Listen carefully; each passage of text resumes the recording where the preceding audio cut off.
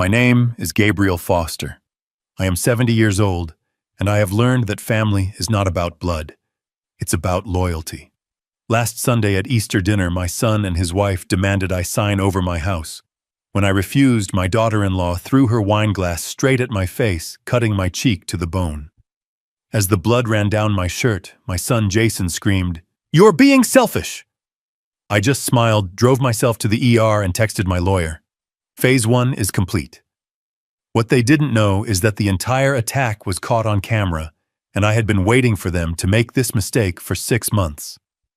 Before I tell you how I set the trap, let me know in the comments where you are watching from. And please like and subscribe if you believe that respect is earned, not given. The trap was truly set last Wednesday. I was in my home office, not tending to roses like my neighbors imagined, but reviewing quarterly reports from an offshore trust. The phone rang, and I saw my son Jason's name flash on the screen. I put the call on speaker and continued my work. "Dad." "Hey, Dad." His voice was thin, laced with a familiar anxiety. The kind of anxiety a man gets when he's desperate. "Jason, what a surprise. How are you?" "I'm good, Dad. Great. Look, I know it's last minute, but Easter is this Sunday. We were thinking maybe we could have dinner at your house." I stopped typing. I leaned back in my leather chair and stared at the phone. My house. Of all places, he wanted to come to my house. My daughter-in-law Alicia hated this house. She called it a relic, a depressing old mausoleum. She had only visited twice in the last year, and both times she acted as if she were allergic to the antique furniture. This wasn't an invitation. It was a move. "That sounds fine, son. But why the sudden interest in my old mausoleum?" He laughed nervously, a high-pitched sound. "Oh, come on, Dad. It's Easter. We just want to spend it with you. And, well, Alicia's parents are in town. Mike and Diana. They'd love to see you too." There it was. The other half of the equation. The sharks were circling. Mike and Diana Russo.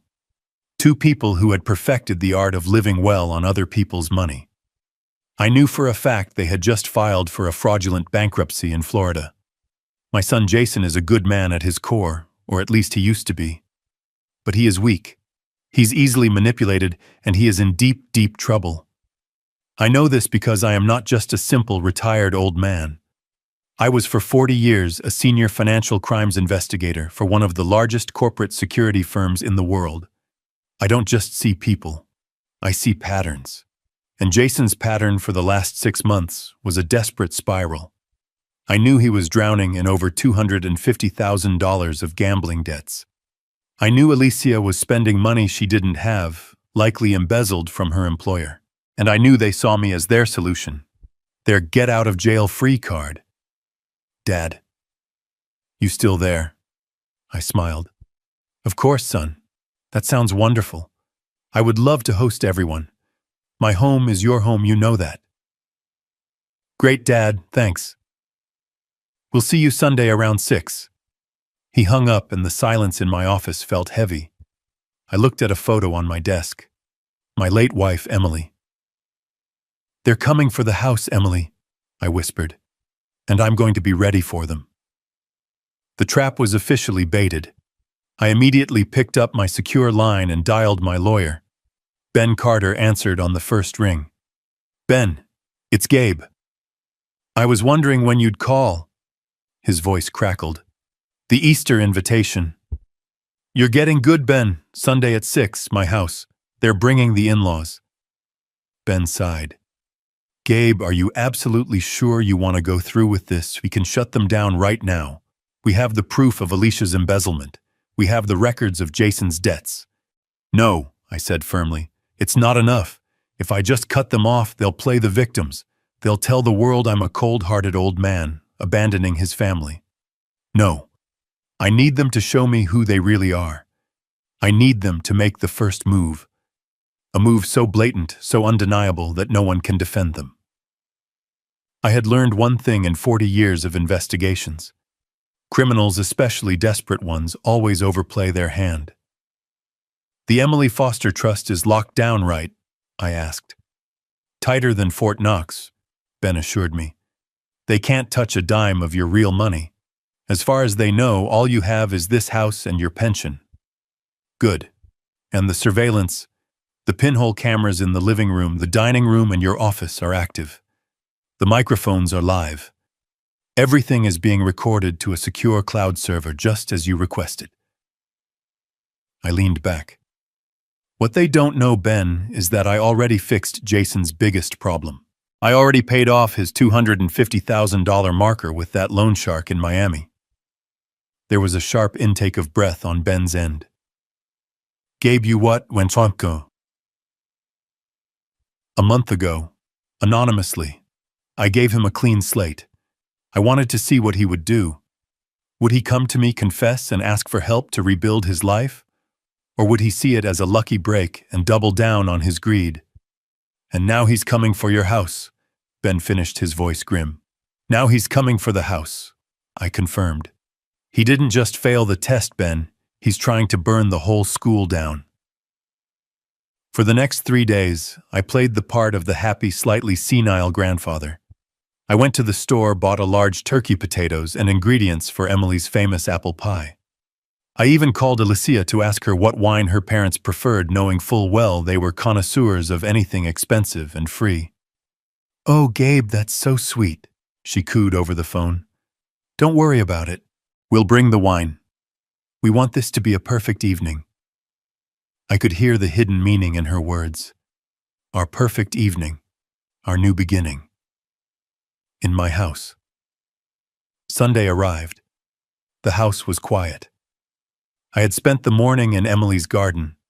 At 5 p.m. I checked the systems one last time. All cameras were green. All microphones were active. I put the silver pen in my shirt pocket. It wasn't just a pen. It was a high-fidelity audio recorder. At 6 o'clock on the dot, their car pulled into the driveway. A brand new BMW I knew they couldn't afford. I shuffled to the door, putting on my best confused old man face. I opened it with a wide, welcoming smile. "Jason, Alicia, you're here." And there they were, Mike and Diana Russo. They were dressed up, Alicia in a silk dress that probably cost $2,000, Mike in a suit that smelled of new money. They walked past me without a greeting, their eyes scanning the entryway. "This foyer is darker than I remember," Diana said, wrinkling her nose. "We'll need to paint this whole area, Mike. Something lighter, a nice cream." Mike nodded, tapping the wall with his knuckle. "It's solid, though. Good bones. We can work with this." They were already redecorating. They hadn't even said hello. Jason looked pale. He wouldn't meet my eyes. "Hey, Dad. Thanks for having us." "Nonsense, son. Come in," I said, shuffling behind them. Alicia walked straight to the hallway bookshelf, the one holding Emily's collection of classic novels. She whispered to Jason, but the microphone in my pen picked it up clear as day. "Are you sure this is where he keeps the safe? It just looks like a bunch of dusty old books." "That's what he told me," Jason whispered back. I smiled, my heart turning to a block of ice. I had lied to Jason about the safe's location 10 years ago, just to see if he would ever try to access it. He never had. Until now. As they moved into the dining room, Diana Russo, the mother-in-law, paused by the large floral arrangement on the dining table. She leaned in, pretending to smell the lilies, and whispered to her husband. "Alicia says if he refuses to let us move in, Jason is supposed to get aggressive. Make it look like the old man is a danger to himself. Stick to the plan." I stood at the entrance of the dining room, holding the roast turkey. "Dinner is served," I announced cheerfully. "Let's begin." We sat at the dining room table. The table my late wife Emily and I had bought at a flea market 40 years ago, the one we refinished by hand in our garage. Now it was covered in her best china, which I only used on special occasions. Alicia, my daughter-in-law, picked up her heavy silver fork. "Gabe, this turkey is lovely. So traditional." I knew what she meant. She meant it was simple, uninspired. Peasant food. I had spent the entire morning preparing it, basting it, making sure it was perfect. Beside her, her father, Mike Russo, swirled the wine in his glass. It was the expensive Cabernet Alicia had insisted on bringing. "A good aroma?" Mike announced as if he were a judge. "A bit heavy on the tannins for my taste, but acceptable. Very acceptable." I just smiled, playing my part. "Oh, I don't know much about those things, Mike. I just know what tastes good." They all exchanged that look, the one I had come to recognize so well. The look that said, "He's a simpleton. He's harmless. Good." That's exactly what I wanted them to think. The pinhole camera in the corner of the dining room was recording. The high-fidelity microphone in my shirt pocket was capturing every word. Diana Alicia's mother put down her fork after a single delicate bite. Her eyes, cold and assessing, scanned the room. "Gabe," she said, her voice dripping with fake sympathy, "this house is truly lovely." "Thank you, Diana. Emily and I put a lot of work into it over the years. But it's just so much house for one person," she continued, gesturing vaguely at the ceiling. "All these empty rooms, the upkeep. It must be a terrible burden for you all alone." This was the first probe. Not a direct attack, but a test. Was I overwhelmed? Was I weak? Was I looking for a way out? I let out a small, tired sigh. "Oh, I manage. A little dusting here and there. You know it keeps me active." I didn't mention the professional cleaning service that came every Tuesday, paid for by the private trust that my family knew nothing about. Alicia saw the opening and seized it. She placed her hand on her mother's, a perfect picture of filial devotion. "Mom is just worried about you, Gabe. We all are. Especially after what she and Dad just went through." I turned my gaze to her, feigning ignorance. "Oh, is everything all right?" Alicia's face contorted into an expression of practiced sadness. "It's just, they had some terrible luck. In Florida, the business, well, they lost everything. Bad luck." That's what she called it. I had read my private investigator's report 3 days ago. Fraudulent bankruptcy was the legal term. They hadn't lost everything. They had hidden it, just not well enough. They were running from creditors. Mike Russo, ever the proud patriarch, cleared his throat. "We just need a place to restart, Gabe. A place to get our feet back on the ground and rebuild." A restart. In my house. Using my money. I could see the entire chessboard laid out in front of me. They thought they were playing, but I had already placed every piece. I looked at my son. Jason had been silent the entire meal. He was just pushing his mashed potatoes around his plate. His face was pale, his hands were trembling. He knew what was coming. He was the one they were using as the battering ram. Alicia turned to him, her voice suddenly sharp. "Jason, honey, aren't you going to ask your father?" Jason visibly swallowed. He put his fork down. He wouldn't look at me. He stared at the gravy boat as if it held the answers to the universe. "Dad," he started, his voice barely a whisper. "Dad, about that. We were talking, and, well, Mike and Diana, they need a place to stay. For just a little while. And since you have all this space..." I waited. I didn't help him. I let him twist in the wind, his discomfort filling the room. "We were hoping," he finally choked out, "that they could move in here. Just temporarily, Dad. Just until they get back on their feet." Temporarily. The word of a coward. The lie you tell yourself so you can sleep at night. He still couldn't meet my eyes. I let the silence stretch, pretending to be the confused old man processing this sudden request. "Move in?" I asked, making my voice sound shaky. "Here, Mike and Diana." Alicia couldn't stand it. She slammed her hand on the table, making the silverware jump. "No, Jason, stop sugarcoating it. We discussed this." She turned to me. Her face, moments ago soft with fake sympathy, was now a hard mask of impatience and cold efficiency. "Gabe, they're moving in. Permanently." The room went quiet. The only sound was the ticking of the grandfather clock in the hall, the clock Emily had inherited from her mother. Permanently. Jason flinched as if she had slapped him. Diana and Mike just watched me, their faces hard, expectant. They had dropped the pretense. This was the demand. I don't understand," I stammered, playing my role to perfection. "Permanently." "Yes," Alicia snapped. "It makes perfect sense. They're family. And frankly, you shouldn't be alone in this big house anyway. It's not safe. You're 70 years old. You forget things. You could fall. What if something happened and no one found you for days?" There it was. The groundwork for incompetence.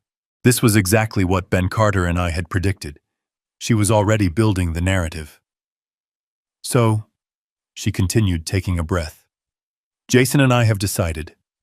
We are all going to move in.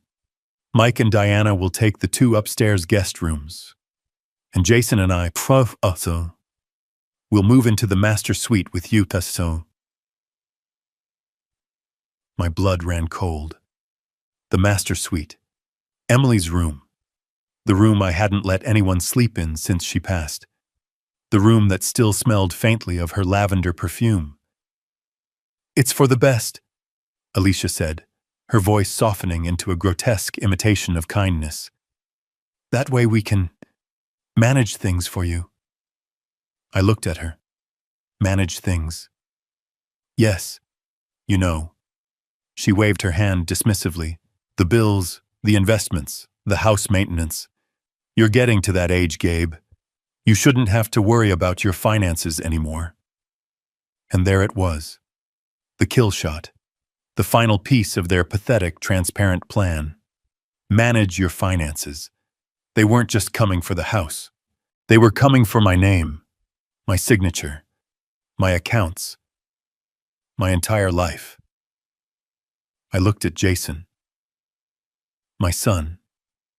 The boy I taught to ride a bike. The boy I held when his first girlfriend broke his heart. He was still staring at the gravy boat, his face pale, his jaw clenched. He had just sat there in silence and allowed his wife and her bankrupt parents to stage a hostile takeover of his father's life.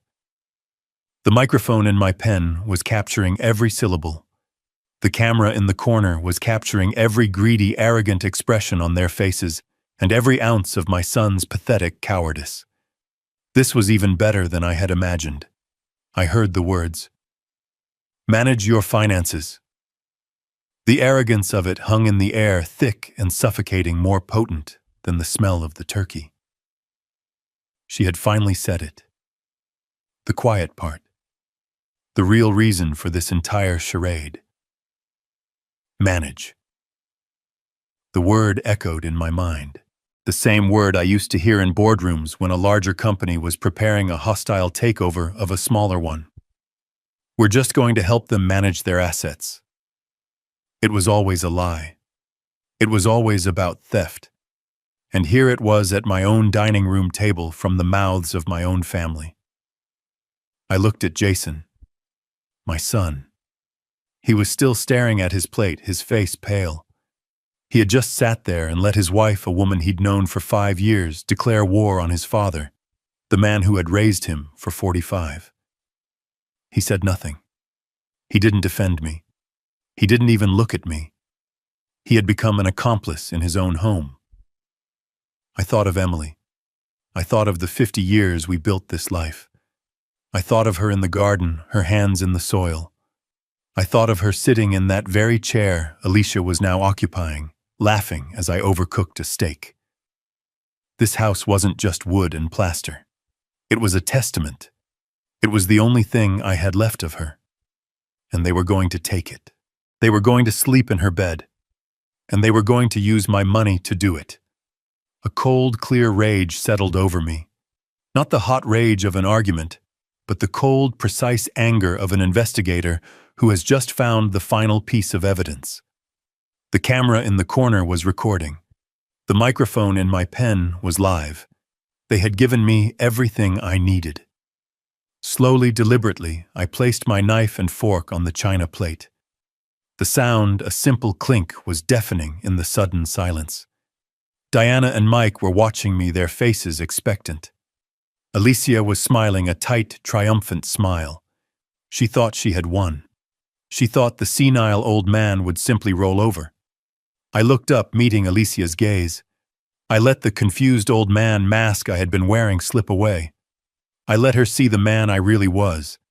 The man who had negotiated million-dollar deals and dismantled entire fraud rings. "No," I said. The word was quiet. It wasn't a shout. It was a statement of fact, a granite wall. Alicia's smile didn't just fade. It froze. It shattered. What did you just say?" Mike and Diana looked at each other, confused. Jason finally looked up from his plate, his eyes wide with panic. "I said no." I repeated, my voice as calm and cold as a winter morning. "This is my house. This is Emily's house. Your parents, Alicia, are not moving in here. You are not moving in here. And you are certainly not managing my finances." For a second, there was absolute silence. Alicia's mind was racing. I could see her recalculating. This wasn't part of the plan. The old man was supposed to be weak. He was supposed to cry, to bargain, to be grateful for their help. Jason was the first to break. He shot up from his chair so fast it almost toppled over. His face, which had been pale with cowardice, was now a deep, blotchy red of shame and anger. "You're being selfish!" he screamed. The words hit me harder than any wine glass ever could. Selfish. Me. The man who had quietly paid off his $250,000 gambling debt just last month. The man who had funded his failed startup 5 years ago with a $100,000 loan I never intended to collect. The man who had raised him, clothed him, and given him a life he was now desperately trying to light on fire. I was the one being selfish. Before I could respond, Alicia was on her feet too, her face a mask of pure, unfiltered rage. The facade of the loving daughter-in-law was gone. This was the real woman, the predator. "Selfish!" she shrieked, her voice echoing in the dining room. "You're sitting in this museum alone. You have 3 empty bedrooms upstairs. 3, you only use 1. "Those rooms are not empty," I said, my voice rising to meet hers. "One of them was my son's, the son I used to know. The other 2, I pointed upstairs, belong to my wife. They are her rooms, her sewing room, her library. They are full of her, and you will never set foot in them." "We are his family now," Diana, the mother-in-law, chimed in from the table. "You owe him this. We need a place to live." "Then you should have thought of that before you committed fraud in Florida," I said flatly. Her face went white. She hadn't expected me to know that. How dare you?" Mike sputtered, standing up. "Sit down, Mike," I ordered. And to my surprise, he did. He was a bully, and bullies are cowards. I stood up slowly, placing my napkin on the table. I was done. The experiment was over. The trap had been sprung. "This dinner is over," I said, my voice leaving no room for argument. "I want all of you out of my house. Now." Jason looked at me, his eyes pleading. "Dad, wait, please. You don't understand. I need this. You have to help us." "Help you?" I asked. "Help you steal my home. Help you commit me to a nursing home, which was your next step. Help you forge documents to declare me incompetent." "I know the plan, Jason. I've known it for 6 months." His face collapsed. The blood drained from it. He knew that I knew. Alicia, however, was not done. She was trapped. A cornered animal. And cornered animals are the most dangerous. "You can't prove any of that, you old fool," she screamed. "It's our word against yours. Who are they going to believe, a loving family, or a confused, selfish, senile old man who is a danger to himself?" "We'll see," I said, turning my back on them. "This discussion is over." I took one step toward the kitchen to call the police. I never made it. I heard the gasp from Jason. I heard the scrape of the chair. I heard Alicia's final guttural scream of rage. "You can't turn your back on me!" I turned around just in time to see the crystal wine glass, the one filled with expensive Cabernet, flying through the air, aimed directly at my face. I turned my back on them. It was a deliberate final gesture. This discussion is over. I took one step toward the kitchen. My plan was simple: go to the phone, dial 911, and have them removed for trespassing. The legal, clean way. But I never made it to the second step. Behind me, I heard a sound that was not human, a guttural scream of pure, cornered rage. "You can't turn your back on me!" Alicia shrieked. I heard the scrape of her chair on the hardwood floor. I heard Jason's tiny, terrified gasp. "Alicia, no!" I turned slowly. Not fast enough to dodge, but just in time to see it. It seemed to happen in slow motion. The crystal wine glass, the one her father had been critiquing, was in her hand. The dark red Cabernet, the color of blood, sloshed inside it. Her face was a mask of hatred twisted beyond recognition. She wasn't the sophisticated, calculating woman from moments before. She was a wild animal. "You old fool!" she screamed again. And then she threw it. Her arm snapped forward, and the glass flew across the 10 feet that separated us. I watched it tumble end over end, the red liquid catching the light of the chandelier. And in that split second, I made a choice. I could have dodged. I'm 70, but I'm not slow. I saw it coming. I could have turned my head, raised an arm, stepped aside. But I didn't. I stood perfectly still. I needed this. I wanted this. Their plan was to paint me as senile, confused, a danger to myself. An old man's confused stories against the word of a loving, concerned family. It was a risk, but this was not a story. This was evidence. This was assault. This was the final nail. The glass struck my face with a wet, shocking impact. It wasn't the wine that hurt. It was the shattering. The crystal, beautiful and expensive, exploded against my right cheekbone. I felt a sharp electric pain, as if I'd been stung by a dozen hornets. My glasses, the thin wire-rimmed pair Emily had picked out for me, were ripped from my face. I saw them fly off into the periphery and heard them clatter somewhere on the floor. Then came the second wave of sensation. The cold, stinging wine splashing across my face, into my eyes, and down the front of my white shirt. And immediately after, the hot, sudden rush of blood.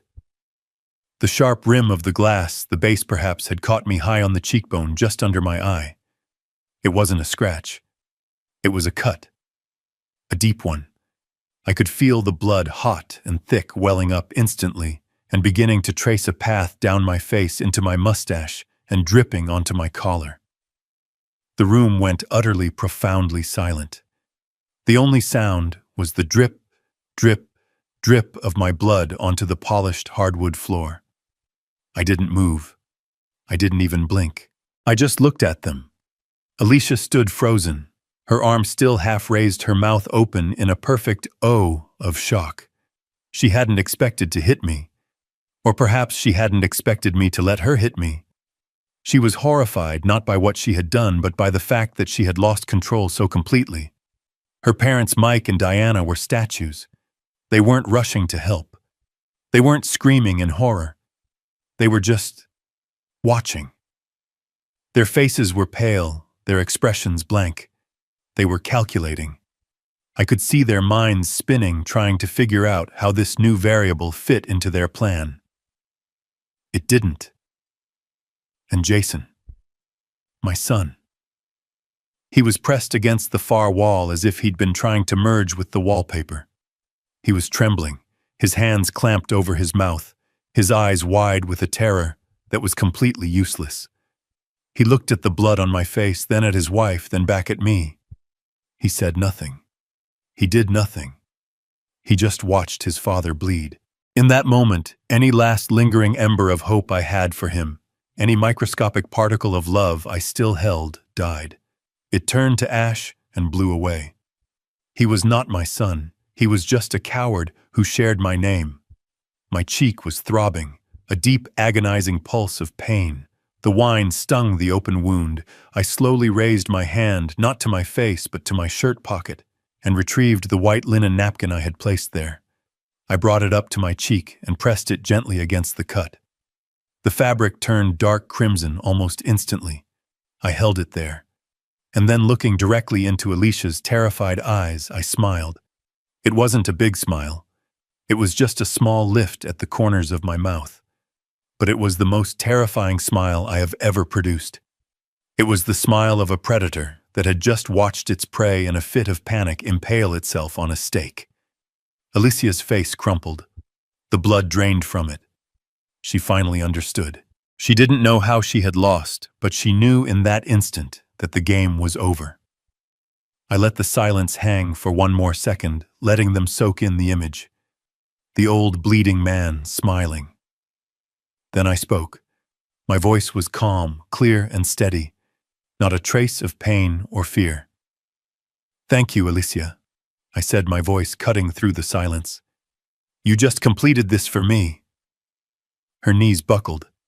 She grabbed the back of a chair to hold herself up. "What? What does that mean?" I didn't answer her. I turned my gaze to my son, who was still pressed against the wall. "Jason," I said. He flinched as if my voice were a whip. I hope this was all worth it. I turned, walked past the shattered glass and the puddles of wine on the floor, and went to the small table by the entryway. I picked up my car keys. Jason found his voice a pathetic squeak. "Dad, wait. Where are you going?" We can clean this up. We can talk."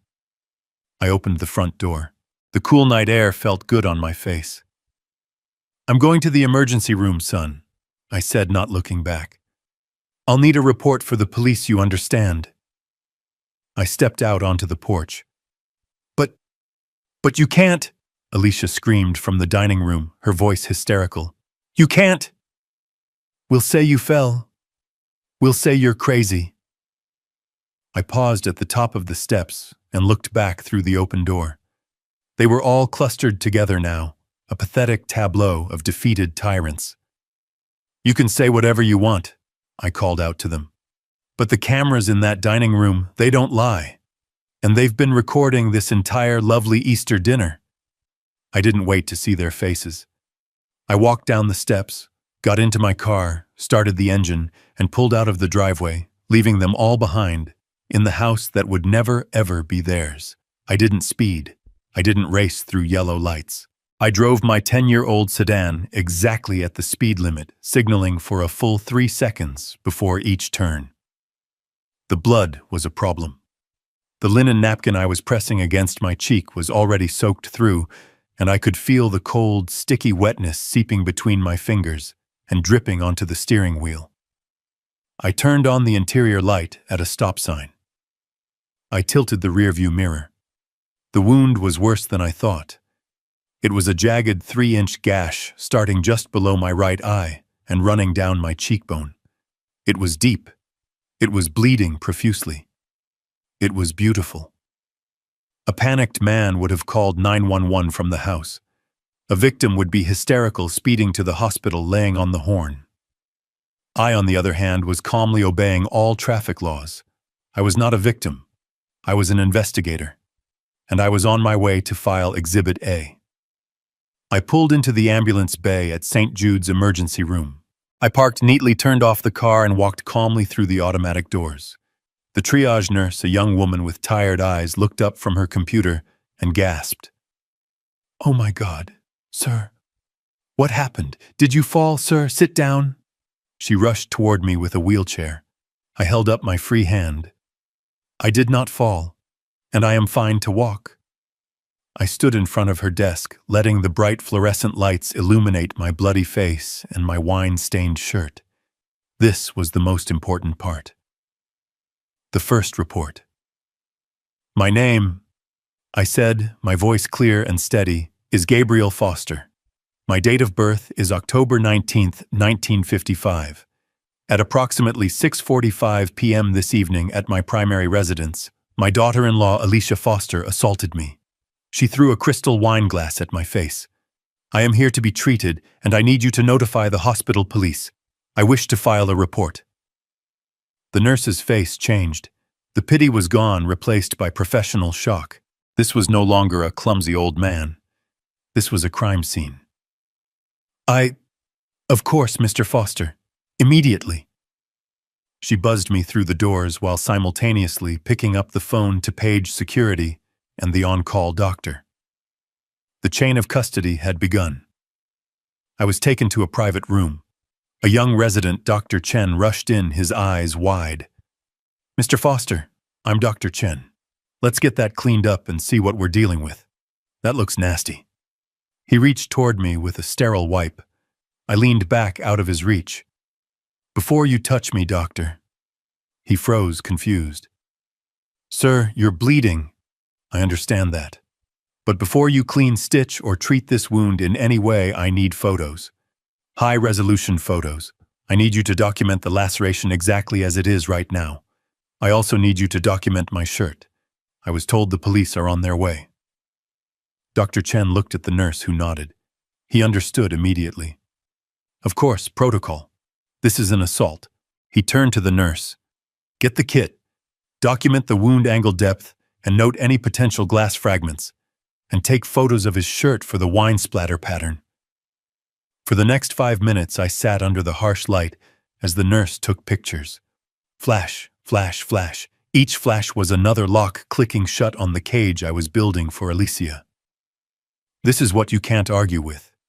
This is what a high-priced lawyer can't spin. A photo of a 70-year-old man in his own home bleeding from a facial wound. They thought I was senile. They thought I was weak. They thought I was finished. They had forgotten what I did for a living for 40 years.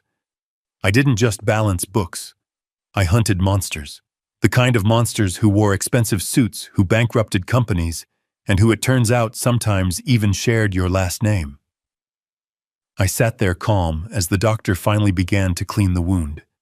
The antiseptic stung a sharp cleansing fire. This is deep, he murmured, probing gently. It's gone right to the bone. You're lucky it missed your eye by an inch. You're going to need stitches, at least 4. 4 is fine, I said. I don't need it to be pretty. As he worked threading the needle, I thought about Jason. My son. My weak, pathetic son. He had stood there pressed against the wall watching his wife assault his father and had done nothing. This wasn't just about a house. I had known for 6 months that this was coming. I had been tracking their finances. I saw the $20,000 credit card charges from Alicia. I saw the wire transfers from Jason's account to an offshore gambling site. I knew that he was in the hole for $250,000. I knew his loan shark was getting impatient. And I knew that just last month, Alicia had met with a lawyer specializing in elder law, specifically in geriatric competency hearings. They weren't just planning to ask me for money. They were planning to take it. They were planning to have me declared mentally incompetent, to seize my assets, and to put me in a home. The attack tonight wasn't the plan. It was a mistake. A glorious, stupid, impulsive mistake born of pure rage. Alicia had lost control, and in doing so she had given me the one thing I couldn't get myself. Irrefutable proof that they were not concerned caregivers. They were violent. They were dangerous. All right, Dr. Chen said, snipping the last thread. That should do it. 4 stitches as requested. Thank you, doctor. Now I need 2 things from you. He was bandaging my cheek. What's that? First, I need a complete, detailed copy of my medical report. I want it to note the time of my arrival. I want it to note my exact statement about my daughter-in-law. I want your professional medical opinion that the wound is consistent with being struck by a shattering glass object at high velocity. The doctor nodded slowly. I can do that. It's all in the chart.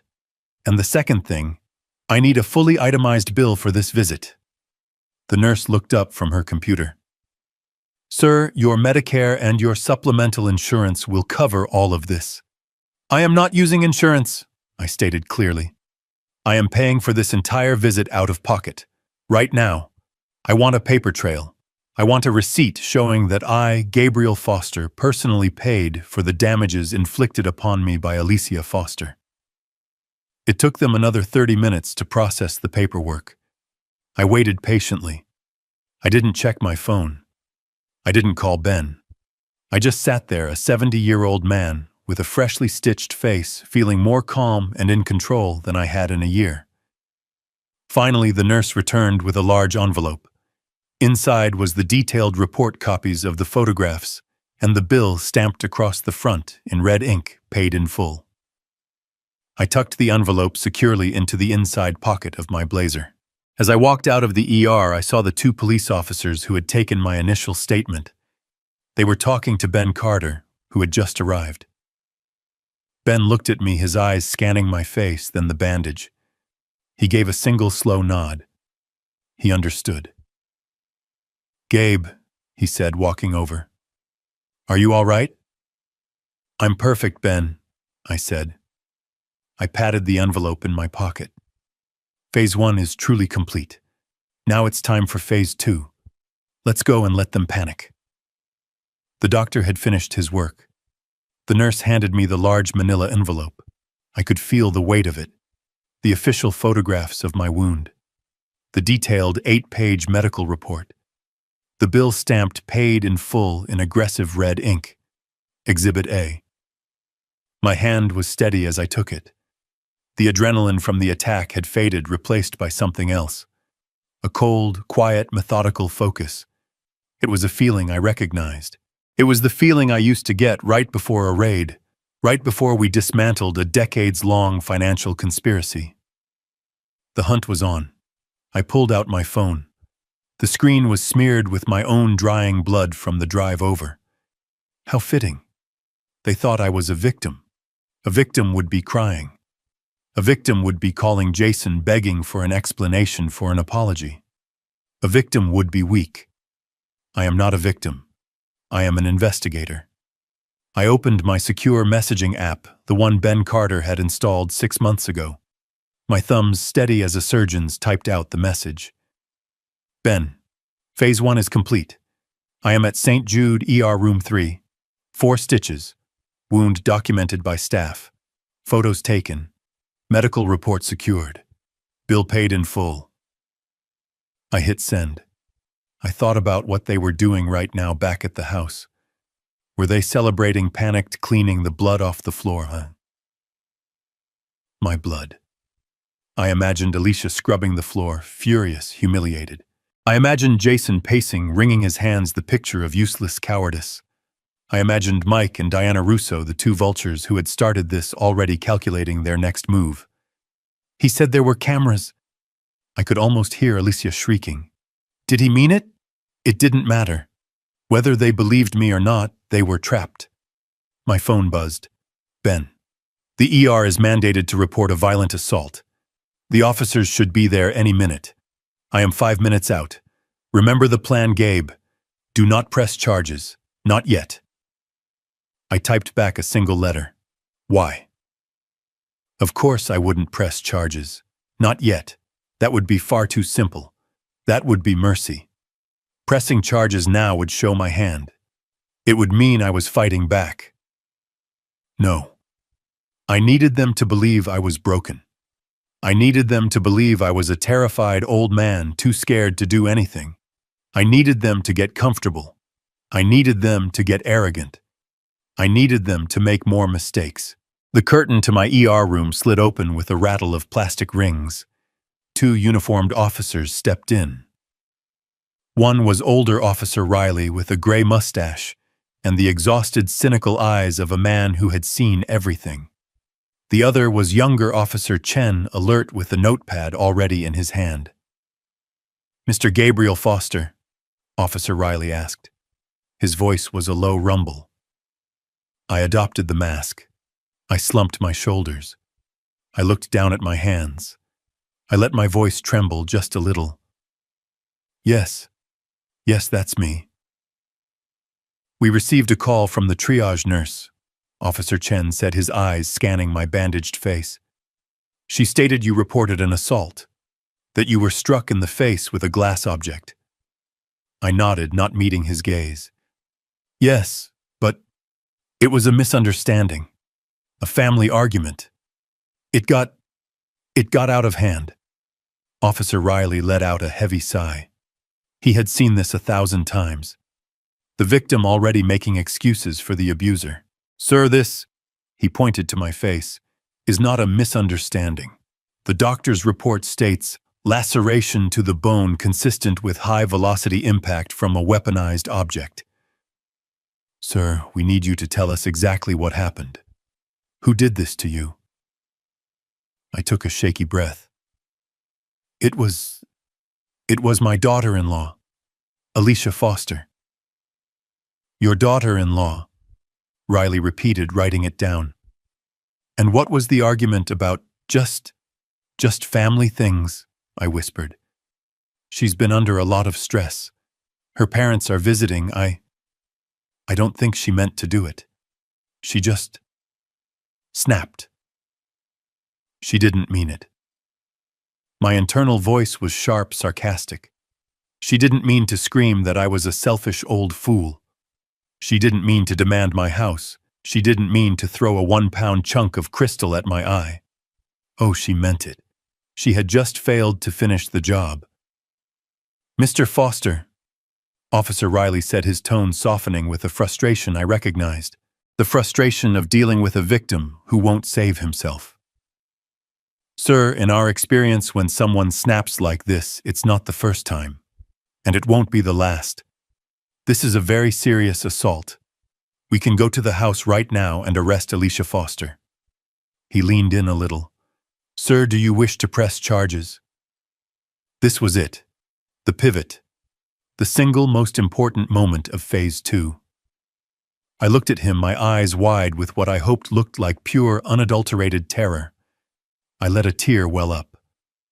Press charges, I whispered, as if the concept was foreign. Against Alicia, my son's wife. Yes, sir, it's your right. We can issue an emergency protective order. Get her out of the house. I started to shake my head slowly at first, then more vigorously. No, I can't do that. Please. Sir, Officer Chen interjected gently. She could have blinded you. If you don't do this, you are telling her that what she did was acceptable. You don't understand, I pleaded, my voice cracking. She's my family. Jason, my son. It would destroy him. And where would I go? I live in that house. If I do this, they'll kick me out. I'm 70 years old. I'm an old man. I have nowhere else to go. Please, just let it go. I put my face in my hands, a perfect imitation of a defeated man. I had laid it on thick. The poor, terrified, dependent old man, the very role they had been trying to force me into for 6 months. Now I would wrap myself in it like a shroud. Riley and Chen exchanged a look of pure, unadulterated frustration. They saw a classic, tragic case of elder abuse, a victim too institutionalized, too frightened, too weak to fight back. Sir, Riley said, his voice hardening, we can't force you to press charges, but you cannot go back to that house tonight. It is not a safe environment. Do you have a friend, a relative, someone who can take you in? Before I could answer, a new voice cut through the room. He does. Ben Carter walked in. He wasn't dressed like a flashy lawyer. He was dressed like my lawyer. An old-school 3-piece wool suit, an understated tie, and a briefcase that probably cost more than my car. He radiated the kind of quiet authority that makes police officers straighten their spines. Officers, thank you for your time. I'm Ben Carter. I'm Mr. Foster's attorney. Riley and Chen immediately stood a little straighter. This was no longer a simple domestic dispute. Ben walked over and put a hand on my shoulder. I kept my head down, playing my part. Gabe, are you all right? I came as soon as I heard. Ben, I whispered, my voice thick with fake emotion. They want me to arrest Alicia. I can't. Ben, I can't. It's family. It's Jason's wife. Ben patted my back. It's all right, Gabe. You're in shock. You don't have to decide anything right now. He turned to the police. His tone was now crisp, professional. Officers, my client is clearly traumatized and not in a state to make any decisions regarding prosecution. He is also, as you noted, not safe in his own home this evening. He will be staying with me at an undisclosed location until we can sort this matter out. I will be handling all his communications from this point forward. Officer Riley nodded clearly, relieved to be passing this mess off to a high-priced lawyer. Very well, counselor. That's a good plan. He handed me a small pamphlet. Sir, here are some resources for victims of domestic violence. Please, for your own sake, read it and reconsider. People like this, they don't stop. They only escalate. Thank you, officer, I murmured, taking the pamphlet with a trembling hand. Thank you for your kindness. They left. The moment the curtain slid shut, I stopped shaking. I straightened my back. I wiped the fake tears from my eyes and looked up at Ben. The weary, terrified old man was gone. Gabriel Foster, the investigator, was back. Did they buy it? I asked, my voice flat and cold. Ben allowed himself a small, thin smile. Hook, line, and sinker. They think you're a terrified old man who is too scared to act. Perfect, I said. I stood up, buttoning my blazer, the manila envelope clutched in my hand. By now, I said, looking at my watch. Officer Riley has probably called the house just to check on the situation. He'll tell them I'm not pressing charges. He'll tell them I'm in shock and staying with a friend. Ben nodded, picking up my small overnight bag. Alicia will think she's won. She'll think you're weak. She'll think she's gotten away with it, I corrected him. She'll think the senile old man is running scared, and when people like her think they've won, they get sloppy. They get arrogant. I walked toward the exit, the bandage on my cheek pulling tight. Let's go to the penthouse, Ben. It's time to listen in on their panic. It's time for phase 2. The automatic doors of the St. Jude emergency room hissed shut behind us. The cool night air felt electric against the fresh, tight stitches in my cheek. Officer Riley and Officer Chen were getting into their patrol car, no doubt, heading to my house to check on the situation exactly as I had planned. They would arrive, see the broken glass, and find a hysterical Alicia and a confused Jason who would feed them the exact story about me being senile and a danger to myself. They would buy it. They would see the officer's visit as a validation of their lie, not a warning. Ben Carter held the passenger door of his black Mercedes open for me. It was not a flashy car, but it was the kind of solid six-figure machine that speaks of old money and absolute power. I got in. The door closed with a heavy, satisfying thud, sealing me inside a quiet, leather-scented sanctuary. They bought the whole act, Gabe, Ben said, as he slid into the driver's seat and pulled smoothly away from the curb. His voice was no longer the worried tone of a friend. It was the crisp, analytical voice of my lawyer. Of course they did, I said. I unbuttoned my blazer and carefully placed the manila envelope now containing Exhibit A on my lap. It's the story they're trained to see. A weak, terrified old man too dependent on his abusive family to fight back. They see it every single day. I just gave them a perfect textbook example. Your performance was convincing, Ben noted. The trembling hands, the tear. I almost believed it myself. It wasn't all an act, I admitted, touching the bandage on my cheek. The anesthetic was beginning to wear off, and a dull, heavy ache was setting in. But it was necessary. You and I, Ben, we know how these things go. If I had pressed charges tonight, this would have become a simple, he said, she said, domestic dispute, a misdemeanor assault. Alicia would get a fine, maybe some anger management classes. Ben nodded, his eyes on the road. And in court they would have used it against you. They would have argued that you provoked her, that you're an unstable, aggressive old man. They would have used your own police report as fuel for their competency hearing. Exactly. I said, the word coming out as a low growl. They were already building that case. This wasn't just about a few empty bedrooms, Ben. This was never about Easter dinner. This was about money. It's always about money. I turned to look at him as we drove through the dark, quiet streets. They had a plan, a 3-step plan. I've been watching them put it together for 6 months. Ben just listened. He knew most of it, but he needed to hear my final analysis. Step 1, I said, holding up a finger. Isolate me. They've been doing it for a year, suggesting my friends are a bad influence, forgetting to pass on messages. Tonight they were trying to install Alicia's parents in my house as permanent 24-hour guards. Step 2, I continued, was to get me declared incompetent. Alicia already met with a lawyer, a bottom feeder named Dr. Miles, who specializes in geriatric evaluations. They were going to start a paper trail. The sudden fall at the house, the confusion, the forgetfulness. Tonight's visit from the police, where they would claim I was the one who was confused and violent, was meant to be the cornerstone of that file. And step 3, Ben finished for me, seize the assets.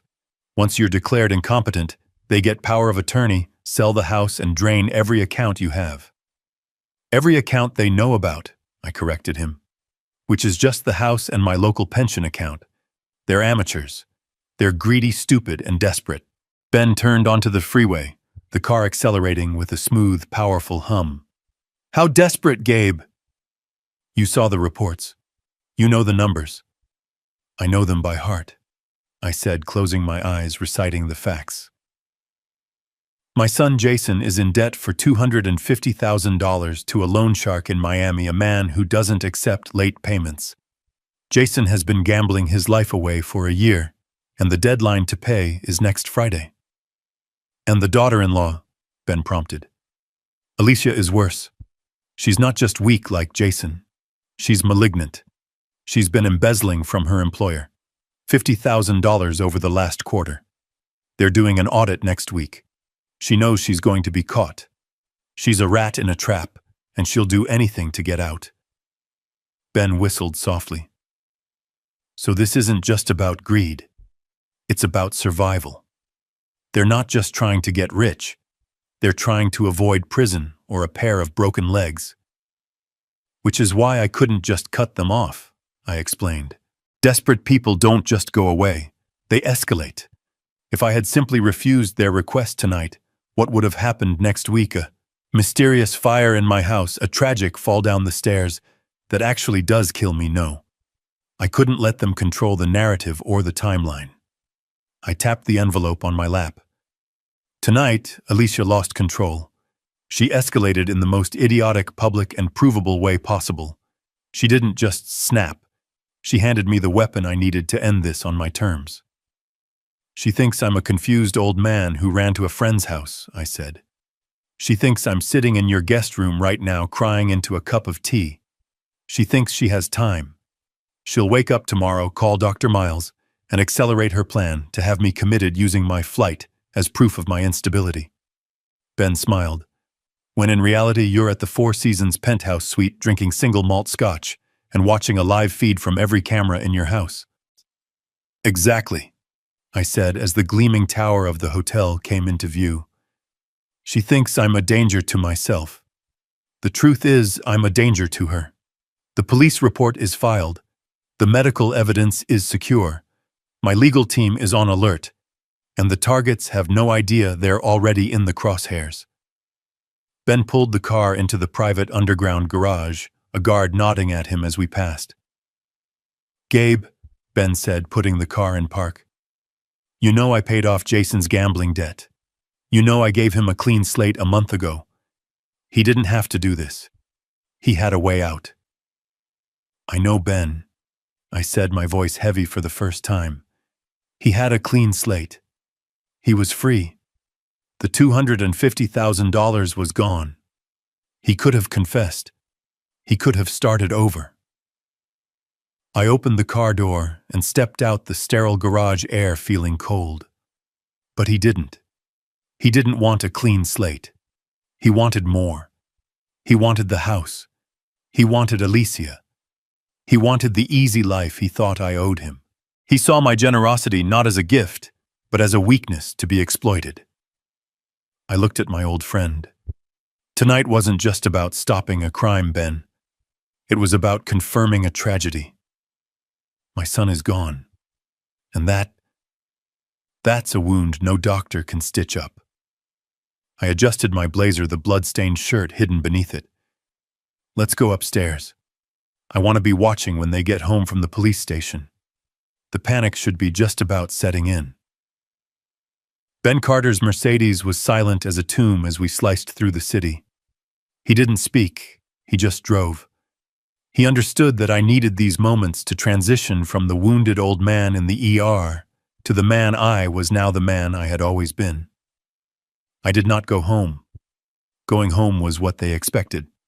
It was what a victim would do. I was doing the exact opposite. 20 minutes later, we weren't in a guest room at Ben's house. We were in the private elevator of the Four Seasons, ascending to the penthouse suite. The one Ben's firm kept for high-profile clients who needed absolute discretion. The doors opened onto a sprawling space of glass and dark wood with a panoramic view of the city lights. It was the kind of place Alicia and Jason dreamed of, the kind of place they were willing to kill for. And it had been my secret office for the last 6 months. Ben walked to the wet bar and poured 2 glasses of scotch. He handed one to me. "Phase 2, he said, raising his glass. "To phase 2, I replied, the expensive liquor barely registering a burn. I walked over to the desk, took out my personal cell phone, the one Jason and Alicia knew about, and looked at the screen. 14 missed calls, all from Jason. I powered it off. Click. The senile old man was now officially missing. The line was cut. They were alone with what they had done. I then picked up a different phone, a secure satellite phone, and dialed a number. "Activate the house feeds," I said. Across the room, a large television screen flickered to life, splitting into 6 different high-definition views. My dining room, my living room, the front porch, the upstairs hallway, my office.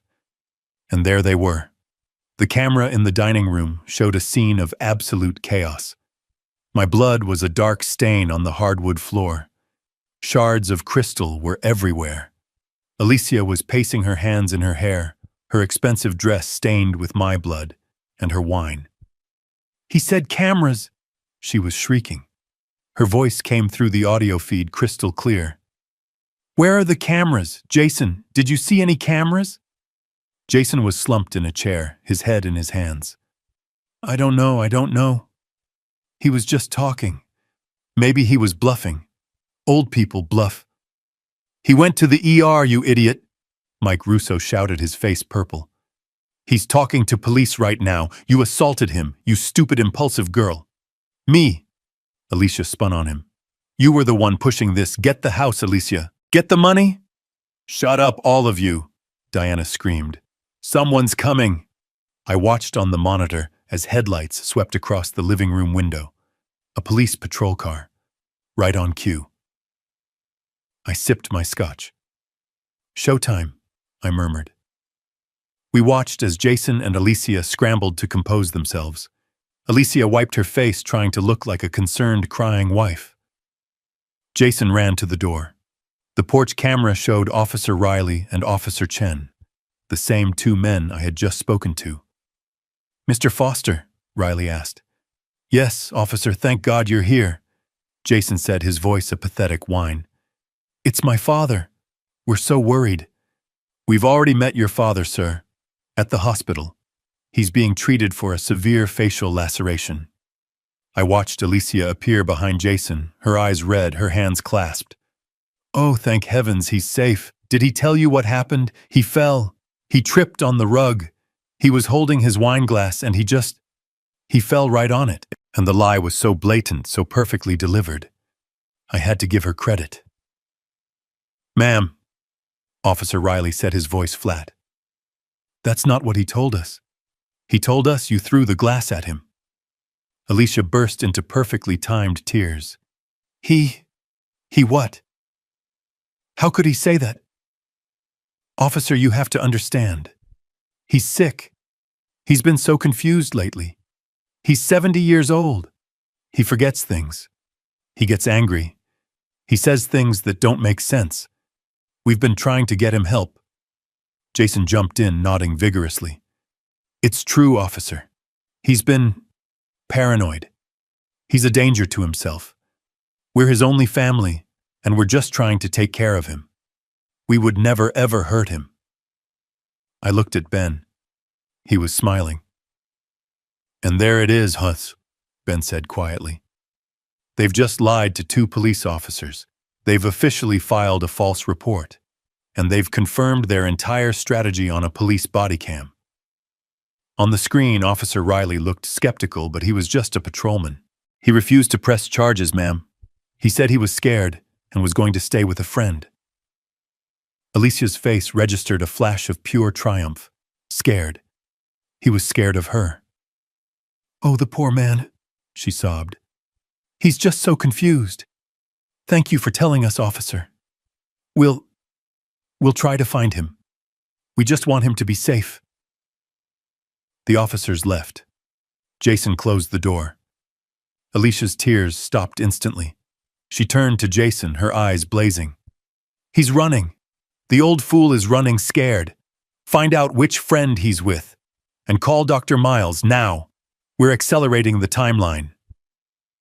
I settled into the deep leather armchair, the penthouse suite silent around me, the glass of 12-year-old scotch cool in my hand. Across the room, the 60-inch screen glowed, split into 6 feeds, a perfect high-definition view of the battlefield I had just fled. The audio from the dining room microphone was so clear I could hear the ice melting in the glasses they had abandoned. Ben Carter had just left, satisfied with the night's work. Phase 1 was complete. Now it was time to watch. On the monitor, I saw the blue and red lights of the patrol car flash across my living room windows, then disappear as Officer Riley and Officer Chen drove away. The moment my front door clicked shut, the silence in that house was broken.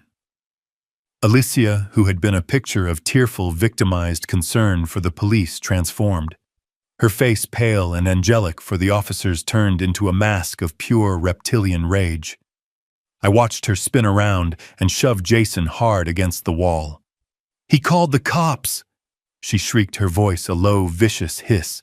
He called the cops, Jason, on me. He's not scared. He's not confused. He's fighting back. Jason, my son, just rubbed his shoulder, his eyes wide with a terror I recognized. But it wasn't terror of me. It was of her. Alicia, what do we do? What do we do now? He's gone. He's with that lawyer. They believed us right. They believed the senile story. It doesn't matter what they believed, she spat, pacing back and forth, her bloody wineglass still clutched in her hand. He has that cut on his face. He has a report. He's building a case, you idiot. We're done. No, Jason said, his voice shaking. No, we're not done. We just have to move faster, that's all. Faster. Alicia stopped pacing. She looked at him. Faster. How? We accelerate, Jason said, his voice gaining a desperate thin strength. We were going to do this slowly.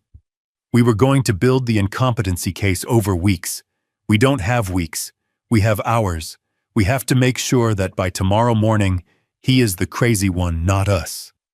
He pointed a shaking finger at the phone. Call Dr. Miles, now. Alicia stared at him, a slow, predatory smile spreading across her face. Dr. Miles, but we're not supposed to use him unless it's a real emergency. This is a real emergency, Jason yelled. The old man is on the loose with a lawyer. We have to establish the narrative first. We have to make sure that when he does talk, everyone already thinks he's insane. Call him. I leaned forward in my chair, sipping my scotch. Dr. Miles, the quack doctor from Palm Beach, the one whose license was under review for overprescribing opioids. My investigator had flagged him 3 months ago. Of course, that's who they would use. I watched on the monitor as Alicia took a deep, shuddering breath. She composed her face, pinching her own cheeks to make them red, rubbing her eyes until they were raw. And then she dialed. When she spoke, her voice was a masterpiece of manufactured hysteria. "Dr. Miles. Oh, thank God you answered." She was sobbing. It was a perfect performance. "It's Alicia Foster. We spoke last week. About my father-in-law, Gabriel." She paused, listening. It's so much worse than we thought.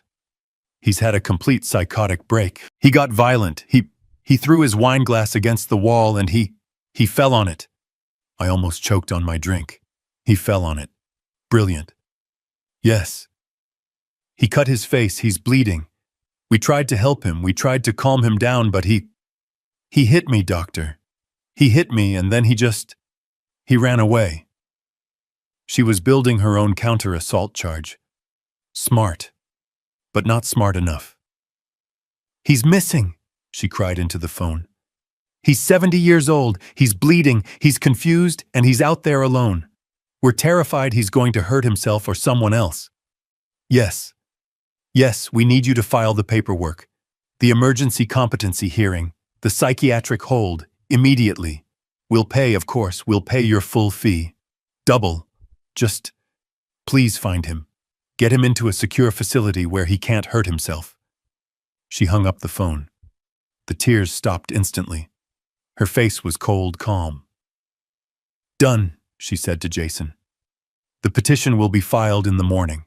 Now when the police do find him, he won't be a victim. He'll be a missing at-risk senior. They'll drag him straight to a psych hold. Now the money." Mike and Diana Russo, who had been silently watching from the corner, like two vultures, finally spoke. "That's smart, honey," Diana said. "But what about the money? We're still broke. The hotel?" "Jason," Alicia ordered. "Call the bank. Now. Freeze his accounts. Tell them he's missing and mentally incompetent. Tell them he's probably being taken advantage of by that friend the police mentioned. We can't let him spend our money while he's having an episode."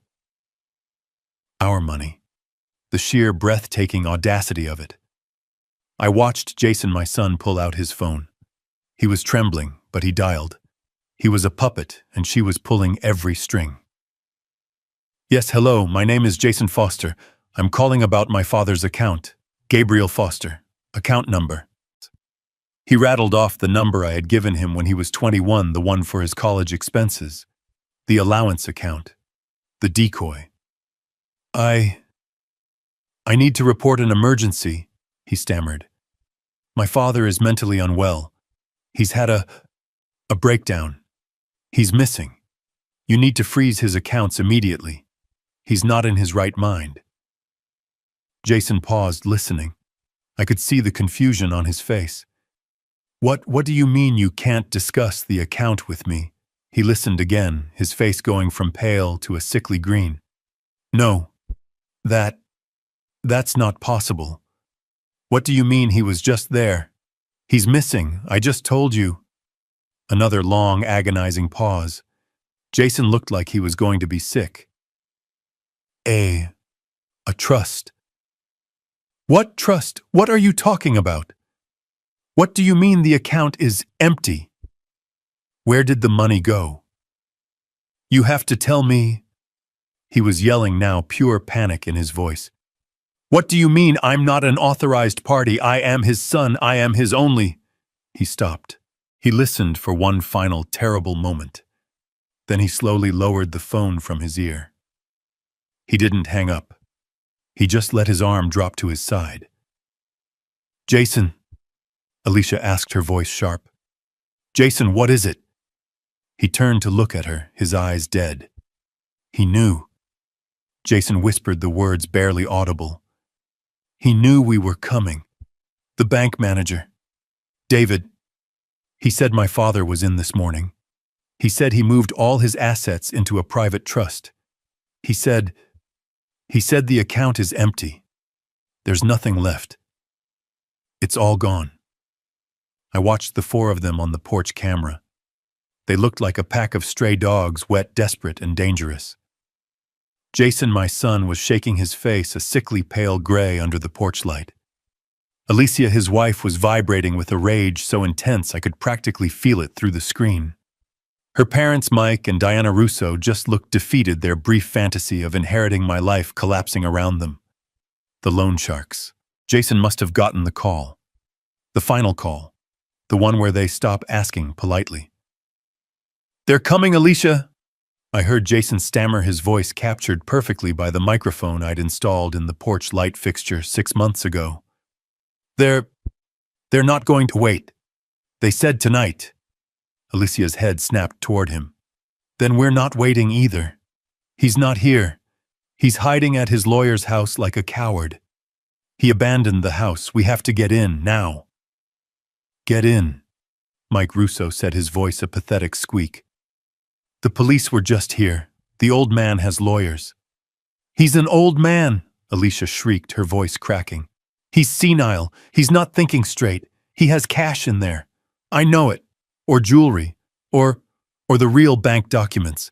The trust. It has to be in the house. He wouldn't just leave it." She was right about one thing. I wouldn't. She grabbed Jason by the shirt. "Your key. The one to the front door. You still have it." Jason looked horrified. "Alicia, no. That's breaking and entering. That's a felony." "It's not a felony if it's your house," she screamed. "And it will be your house. He's your father. He's just confused. We're just going inside to wait for him to make sure he's safe. Now open the damn door, Jason, or I swear I will break a window." I sat back in the leather chair in the penthouse suite, a glass of scotch swirling in my hand. I watched my son, my 45-year-old son, the man I had taught to fish, and to tell the truth, make his final choice. He trembled. He looked at his wife, at his desperate in-laws, and then at the door to my house. The house he grew up in. The house his mother died in. He pulled the keys from his pocket. "He didn't even change the locks." Alicia muttered, a note of triumphant contempt in her voice. "He is stupid. He is senile. He ran away." "Oh, Alicia. My dear, stupid Alicia. I hadn't changed the locks because I wanted you to come back. I needed you to. An assault charge can be argued. It's messy. But felony breaking and entering. While I'm not here, with intent to steal. That, my dear, is what we in the business call a clean bust." I watched on the foyer camera 1, as Jason's shaking hand fumbled with the key. It took him 3 tries to get the deadbolt to turn. Click. The door swung open. They didn't hesitate. They poured into my foyer like seawater into a sinking ship. They stood there for a moment, breathing heavily, their eyes darting around the dark, silent house. They were in. They had crossed the line. "Okay." Alicia immediately took charge, her voice a low, urgent hiss. "Here's the plan. Jason, you check the living room. Look for a floor safe, anything. Behind the paintings, under the rugs. Dad, you and Mom, go upstairs. Go through everything. The attic, the closets under the mattresses, especially the master bedroom. That's where he slept with Emily. That's where the most valuable stuff will be." My blood went cold. The master bedroom, Emily's room. I switched the main monitor to camera 4, the one in the upstairs hallway. I watched as Mike and Diana Russo, 2 greedy, bankrupt parasites, took the stairs 2 at a time. They didn't knock. They didn't show an ounce of respect.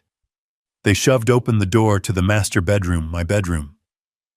Emily's sanctuary, and flicked on the lights. I hit the zoom. I watched Diana Russo, a woman who hadn't worked an honest day in her life, walk straight to Emily's antique wardrobe. She pulled the doors open and plunged her hands into the neatly folded sweaters Emily's sister had packed away after the funeral. She pulled them out, sniffed them with disgust, and threw them onto the floor. "Nothing. Just worthless, moth-eaten old lady clothes." Mike was more methodical. He went straight to Emily's nightstand, the one where she kept her reading glasses and her book of poetry. He pulled the drawer out completely, dumping its contents onto the carpet. Loose change, a dried rose, a bottle of prescription pills from 10 years ago. "Just junk pills and junk," he growled. "Check under the mattress," Alicia screamed from downstairs, her voice echoing up the stairwell. I had to watch. I owed it to Emily to be a witness to this final desecration. I watched this man, this stranger, put his grimy, sweaty hands on the bed where my wife took her last breath. He and Diana grunted as they lifted the heavy king-sized mattress, tilting it on its side. Nothing. Just a box spring. Where does he keep it? They were animals. Sniffing, tearing, digging. They stormed out and went into the room that had been Jason's, flipping the mattress there. Then they went into Emily's sewing room. I watched in cold fury as Diana upturned bins of fabric and thread, searching for a hidden safe that wasn't there. This was the part that hurt. The rest was business. This was personal, and they would pay for every second of it. Every frame was being recorded, streamed directly to a secure server that Ben Carter was monitoring in real time. I stood in the darkness of the reinforced reading room, the room my late wife Emily always called the bunker. On the wall of monitors, I watched my life being torn apart. Camera 4 upstairs showed Diana Russo emptying Emily's jewelry box onto the bed, her hands moving fast, pocketing a pair of pearl earrings that had been my grandmother's. Camera 3 in my office showed Alicia. She was on her hands and knees in front of the wall safe, pounding her fists against the steel. "Think, Jason, think," she was shrieking, her voice tinny through the microphone. "What's the code?" "His anniversary. June 21st. Beep, beep, beep." The small red light on the keypad flashed. Access denied. Jason was just standing behind her, wringing his hands, the picture of a useless coward. "I don't know, Alicia, I don't know. Try his birthday, October 19th. Beep, beep, beep, access denied. You useless idiot!" she screamed. She was crying now, not tears of sadness, but of pure, greedy frustration. "It's all in there and we can't get it. He's won. The old fool has won." I looked at Ben Carter, who was standing next to me in the dark. Beside him stood two men in suits, Detective Miller and Detective Sanchez. They had been waiting patiently with me for the last 20 minutes, watching this entire home invasion unfold. "I think," I whispered to Miller, "we have established intent." Miller gave a grim nod. I leaned forward to the small broadcast-quality microphone on the console. It was time. I pressed the button, and my voice, calm and amplified, filled the office just outside our hidden door. "It's Emily's birthday, Alicia." Alicia froze. Her head snapped up. Jason stopped breathing. "The code is 0814, August 14th, the day you never bothered to remember." A sound came out of Alicia, a high-pitched animal scream of pure terror. She scrambled backward, falling over the pile of my first edition books she had thrown to the floor. "Who's there? Who said that?" Jason was white as a sheet. "Dad, is that the intercom?" "He's watching us," Mike Russo bellowed from the upstairs hallway. I saw him on camera 4, frozen, his hand still inside Emily's antique armoire. "He's in the walls. It's a trap." "It was always a trap, Mike," I said, my voice now booming through the entire house, through speakers in every room. "From the moment you accepted the invitation, what did you think this was, an inheritance? From the monitors I saw them all bolt." Mike and Diana clattered down the stairs, shoving past each other. Jason and Alicia scrambled out of the office. They all converged on the front foyer, a tangled mess of panicked limbs clawing at the front door. Jason grabbed the deadbolt. He twisted it. It didn't budge. He twisted it again. Click, click, click. It's stuck," he yelled, rattling the handle. "It won't turn." "It's not stuck, Jason," my voice echoed around them. It's a 1.5-inch steel bolt tied directly to the security system. It's a magnetic lock, and I just activated it. You're not going anywhere. They were sealed inside. My mice. In my maze. I looked at Ben. I looked at the detectives. I nodded. Gentlemen, shall we? I pressed a button on the security panel, and the wall panel disguised as a mahogany bookcase slid open with a heavy pneumatic hiss. The four of them were huddled by the front door, like frightened animals staring as the wall itself opened. I stepped out into the hallway first, bathed in the light. Ben Carter stepped out beside me, his briefcase in hand.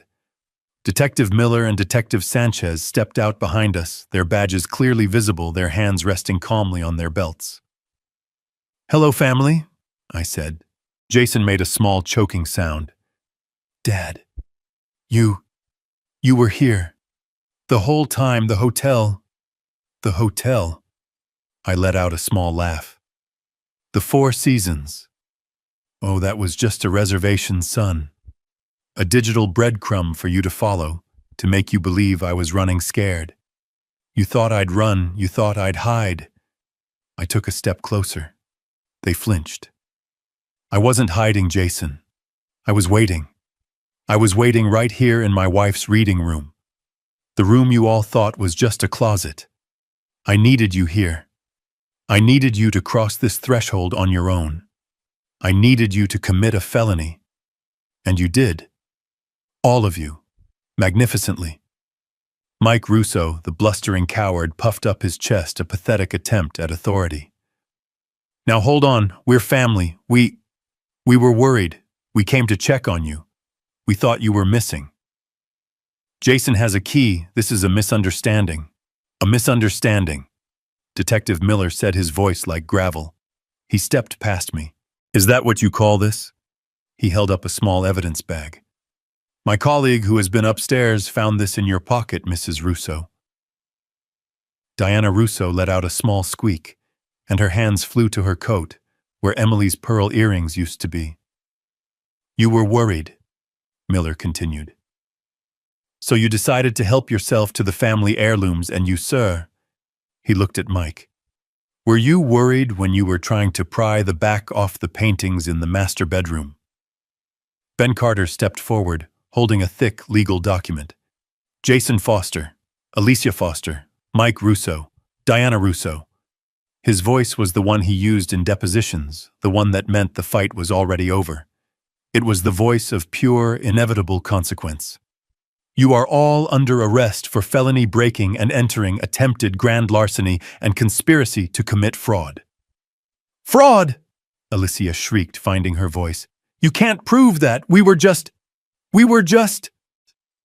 Alicia. I interrupted, my voice quiet but cutting through her hysteria. "We have you on audio recorded for the last 6 months, planning to have me declared incompetent. We have the recordings of your phone calls to Dr. Miles arranging for a fraudulent medical certification. We have the records of your $50,000 embezzlement.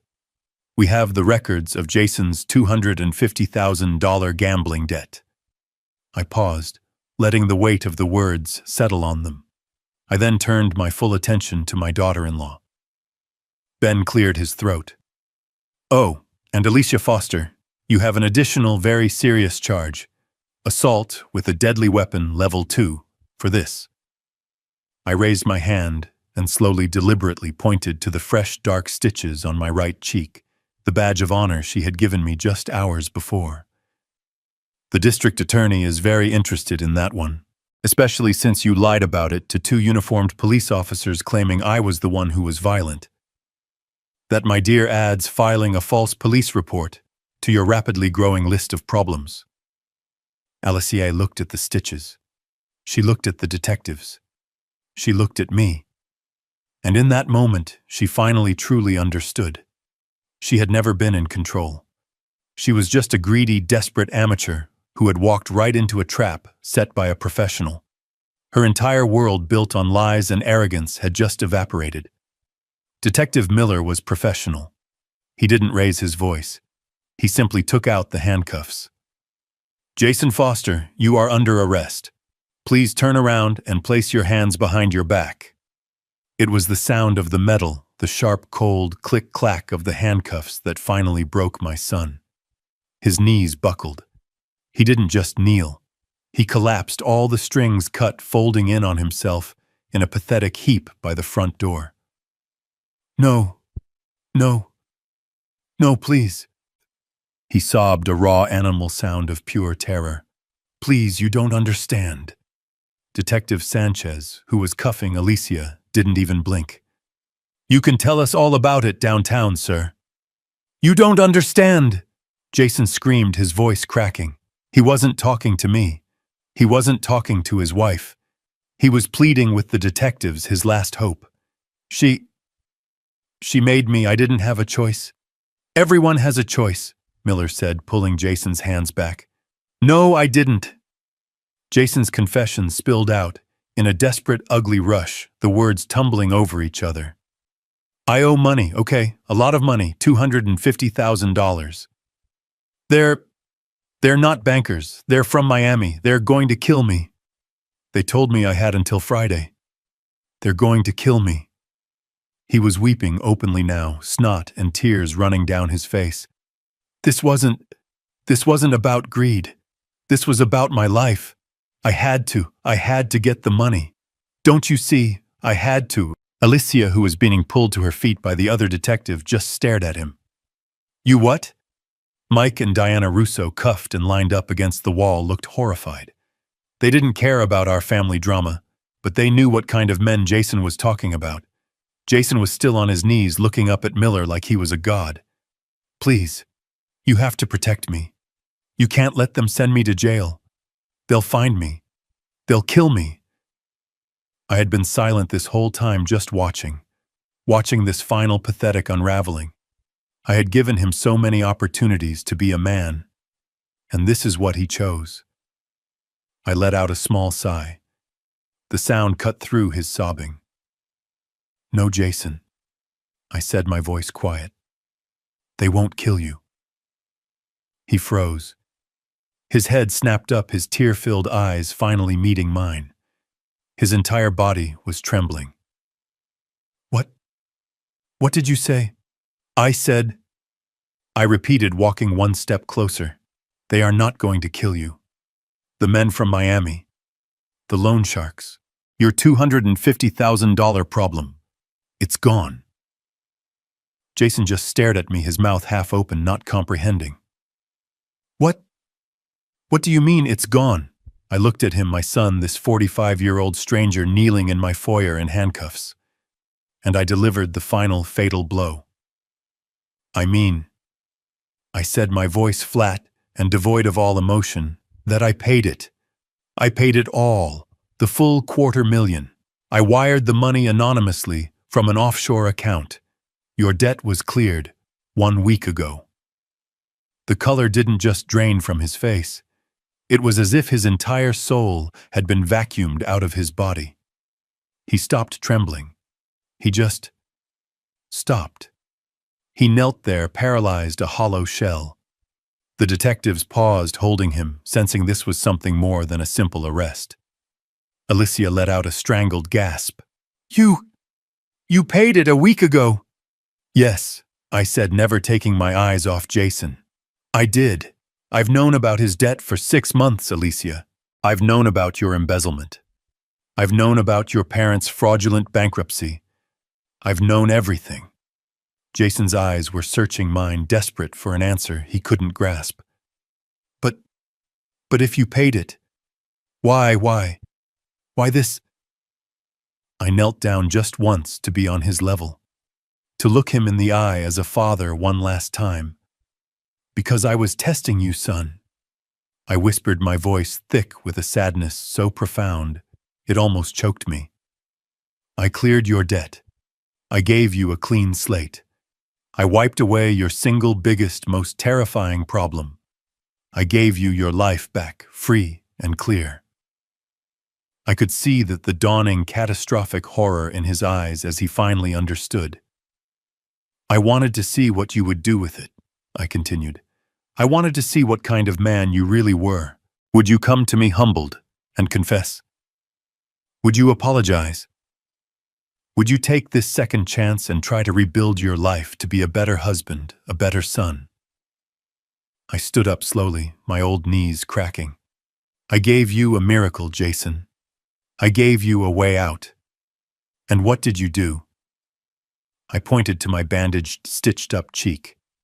You had a clean slate, and you chose this.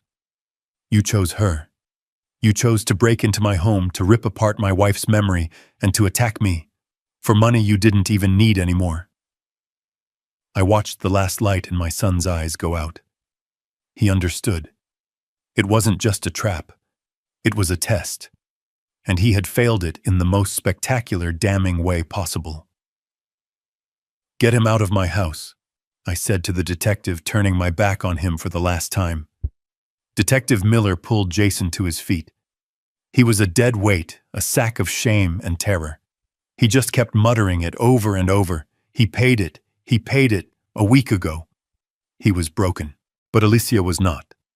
She was made of something different, something sharp and hard and venomous. As Detective Sanchez cuffed her hands behind her back, she wasn't crying. Her mind was working. I could see her eyes dark and furious darting around the foyer. She was calculating. She was searching for one last move, one last piece on the board she could play. And then she found it. She stopped struggling. She looked at me and a slow, ugly, sneering smile spread across her face. You think you're so smart, don't you, old man? She hissed, her voice full of gravel. I didn't answer. I just held her gaze. So you paid his debt, so what? She spat, her chin jutting forward. You can't kick us out. You can't take this away from us. With her cuffed hands, she motioned her head toward the house itself. This house, this property, Jason is your son. He is your only blood. He has rights. Jason. Hearing his name, looked up from his stupor. A pathetic, desperate flicker of hope lit his dead eyes. Dad. The house. She's right. I'm your son. Alicia saw the opening and lunged, pulling against the detective's grip. We'll see you in court, Gabe. We'll sue for it. We'll tie you up in litigation until you're dead. A son has a right to his father's property. You can't just disinherit him. We'll take this house and we will sell it, and you will have nothing. She was screaming now, her voice echoing in the high-ceilinged foyer. It was her last desperate gamble. She truly believed that in the end the law would reward her husband's bloodline. That's when Ben Carter, who had been watching this all unfold with a kind of clinical detachment, stepped forward. He didn't raise his voice. He didn't need to. He simply adjusted his cufflink. Actually, Mrs. Foster, he said, his voice cutting through her hysteria with the clean, cold precision of a surgeon's scalpel. He does not. Alicia froze. What? He has no rights. Ben continued, opening his briefcase. Legally speaking, Jason Foster has about as much claim to this property as I do, which is to say, none at all. What are you talking about?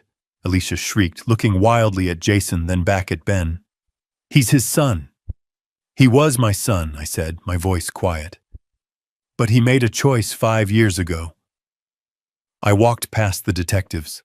I walked to the wall safe in my office, the one Alicia had been pounding on just minutes before. My hands were steady. I entered the code. 0814. Emily's birthday. The date my daughter-in-law, in her infinite greed, had never bothered to learn. The safe beeped, and the heavy steel door swung open. Alicia and Mike Russo gasped, their eyes wide. They thought it was full of gold, of cash, of bearer bonds. I reached inside. I pulled out a single leather-bound document. This house, I said, holding the document up for them all to see, has not legally belonged to me for 5 years. It and every asset I own belongs to the Emily Foster Irrevocable Trust. A trust? Jason stammered. The word sounded foreign in his mouth. Yes, son, a trust. The one I established the day after your mother's funeral. The one I created to protect her memory, to protect this house from, Well, from people exactly like you and your wife. I walked over to Jason, who was being held firmly by Detective Miller. I opened the folder to the last page. Do you remember this Jason 5 years ago? You came to me. You needed money for that can't-miss tech startup. The one you ran into the ground in less than 6 months. You needed $100,000. I remember. He whispered, his eyes fixed on the paper. I gave it to you, I said. I gave you the money. But it wasn't a gift, son. It was a transaction. This, I tapped the signature line, is your signature. You signed away all future claims, all rights of inheritance to this property, and all assets within the Emily Foster Trust, in exchange for that $100,000 payout. I closed the folder with a quiet thud. You burned your inheritance, Jason. You sold your birthright for $100,000. And you were so eager for the cash you didn't even read what you were signing. Jason just stared at the document, his mind finally completely shutting down. But Alicia... Oh, Alicia was still fighting. She was a cornered rat. The trust, she hissed at Ben, her eyes wild. So it's in a trust. Who's the beneficiary? Him. She jerked her cuffed hands toward me. We'll fight it. We'll contest it. We'll say he was incompetent then. Ben Carter actually smiled. It was a terrible, thin-lipped smile. That will be difficult, Mrs. Foster. As the trust's executor, I can assure you Mr. Foster is not the primary beneficiary. Then who is, well? Micah Russo yelled from the wall, his voice cracking. Who gets it all? Who gets the money? I let the silence stretch for a beat. I looked around my beautiful home. I looked at the staircase Emily used to walk down every morning. I looked at the doorway, where we had marked Jason's height as a boy, a faded pencil mark I still couldn't bring myself to paint over. And then I delivered the last beautiful final truth. When I pass, I said, my voice clear and strong, this house and every asset in the Emily Foster Trust, every stock, every bond, every last penny, is to be immediately liquidated. I paused. And the entire proceeds, all of it, are to be donated in full to the St. Jude Children's Research Hospital. In Emily's name. Alicia didn't scream. She didn't cry. She just deflated. The sound that came out of her was a long, low wail of agonizing, hollow loss. It was the sound of a gambler who had just watched her final all-in life-or-death bet get swept off the table. She hadn't just lost the house. She hadn't just lost the money. She realized in that one horrible, clarifying moment that she had committed assault fraud and now faced prison, all for a prize that was never, ever hers to win. You get nothing, I said quietly, as the detectives began to lead them out the door. You never did. The trial, when it finally happened, was not a trial. It was a foreclosure. A cold, methodical summary of debts owed and payments due. Ben Carter was not a lawyer. He was an executioner. He didn't make arguments. He just laid out the evidence piece by piece on a sterile table for the jury to see. There was the high-definition video from the dining room camera. The 6 silent, agonizing minutes where Jason sat staring at his plate while his wife and her parents planned the hostile takeover of my life. There was the crystal-clear audio from the microphone in my pen, where Alicia's voice, sharp and greedy, called me a senile old fool who needed to be managed. And then there was the main event. Exhibit A. Ben placed the 8x10 photographs from the St. Jude emergency room on the projector. My face split open. The dark, neat stitches. He placed those photos right next to the police body cam footage from 10 minutes later. The footage of Alicia, her face a perfect mask, of tearful, desperate concern, telling Officer Riley that I was confused and had fallen on the glass. The jury didn't even deliberate. They were out for 45 minutes. It was just long enough for them to have a courtesy cup of coffee before ruining their lives. Jason was first. He stood before the judge, a hollowed-out man. He had lost 50 pounds in pretrial detention. He didn't look at me, not once. He just stared at his cuffed hands on the table. The judge called his actions a profound and baffling betrayal of the most fundamental human decency. 5 years state prison. For conspiracy to commit fraud, felony, breaking and entering, and perjury for lying to the police. He didn't react. He just nodded a slight jerky motion, as if he had known this was the only possible end since the moment I told him I had paid his debts. Then came Alicia. Oh, Alicia had one last performance left in her. She cried. She begged. She tried to blame Jason. She blamed his gambling debts. She blamed her parents. She even blamed me for trapping her, for not just giving them the money when they asked. The judge was an older woman about my age with eyes that looked like they had seen every lie a human being could tell. She listened patiently. And when Alicia was finally done with her desperate sobbing monologue, the judge leaned into her microphone. "Mrs. Foster," she said, her voice quiet but filling the entire courtroom. "You did not just assault an old man, you assaulted your father. You did not just plan fraud. You architected a plot to psychologically torture and steal the dignity of the man who provided for your husband. You are a predator." 8 years. 8 years for assault with a deadly weapon, conspiracy to commit fraud, and attempted grand larceny. She screamed. She screamed that it wasn't fair, that I had tricked her, that she was the victim. She was still screaming that it wasn't her fault, as the bailiff pulled her hands behind her back and led her away. As for Mike and Diana Russo, they were a footnote. They were not my priority. They were handed over to the U.S. Marshals. The state of Florida wanted them badly. I read about it 6 months later. They were convicted on multiple federal counts of bankruptcy fraud. They both got 3 years. They gambled on my house to save their assets, and in doing so, they lost the one thing they had left: their freedom. It was over. The house was quiet. The accounts were secure. The vultures were in their cages. It's been a year. The house is quiet again. Quieter than before. I'm sitting in Emily's garden. Her roses are in full bloom this spring. The air is sweet. I find I spend most of my days out here now. The silence is no longer heavy with conspiracy. It is just peace. I trace the thin white line on my right cheek. The scar has faded, but it's still there. The doctors did good work, but some things are meant to leave a mark. It doesn't hurt anymore. It's just a reminder. A reminder of what happens when you mistake kindness for weakness. A reminder of how close I came to losing everything. I lost my son. I must be clear about that. There was no victory in his conviction. I watch the footage from the trial, sometimes the footage from the cameras in my home. I watch his face when I told him I had paid his debts. It was not the face of a monster. It was the face of a weak, broken child trapped in a 45-year-old man's life. I lost him to greed, to his wife's ambition, to his own desperate need for a life he didn't earn. That is a tragedy. But I did not lose my wife. I did not lose Emily.